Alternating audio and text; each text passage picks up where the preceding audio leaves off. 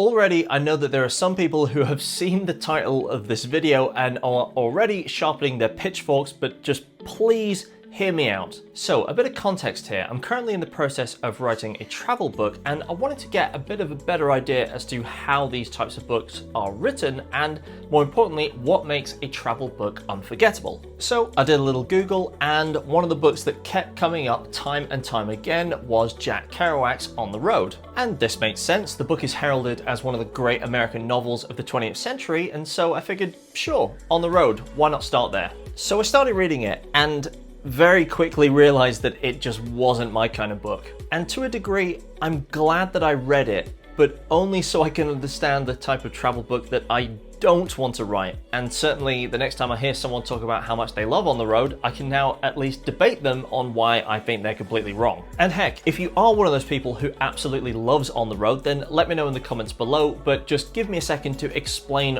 why I didn't quite vibe with this book. I think the biggest gripe I have with it is the journey itself. The book is written more as a diary than a story, and Kerouac famously wrote the initial draft in one go on a massive scroll that required him to stitch multiple pieces of paper together so as to not interrupt his flow. And that diary format can work, but the content itself has to be more compelling in order to properly pull it off. I can understand that to Kerouac, his journeys from east to west coast and back again, as well as the excursion to Mexico, would have felt compelling to him. And you certainly get the idea that his counterpart in the novel, Sal Paradise, is changed from these travels, but there just isn't a hook to draw the reader in. Usually in a travel book, there is an element of storytelling at play, where an author can use artistic license to help a reader connect with how they felt in a particular moment. But Kerouac doesn't go for any of that. Instead, he's just recounting things that he's witnessed. And what doesn't help is that the focus of the book, Sal's friend Dean Moriarty, who is also based off of Neil Cassidy,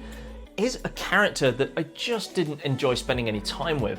And before anyone gets at me for applying modern sensibilities to a book that is over 65 years old, do know that his actions also weren't appropriate at the time, and other characters in the book comment on this. If you don't want to know anything about the story, then now's your chance to jump off. But over the course of On the Road, Dean manages to start a family, only to then leave his child and pregnant wife to go in search of more traveling, and then eventually starts a second family on the East Coast. And before things can really blossom there, he then leaves that family and goes back to his first wife. Just what? Dean just doesn't take any sort of responsibility, and it's pointed out time and time again that he only thinks about himself. In fact, there's a bit about halfway through the novel where the character Galatea Dunkel warns Sal about his obsession with Dean, essentially telling him that he just isn't worth the time of day, but Sal, and by extension Kerouac, just can't get over this obsession. The fact that Dean has a zest for life and a clear desire to travel seems to mask everything else about him, and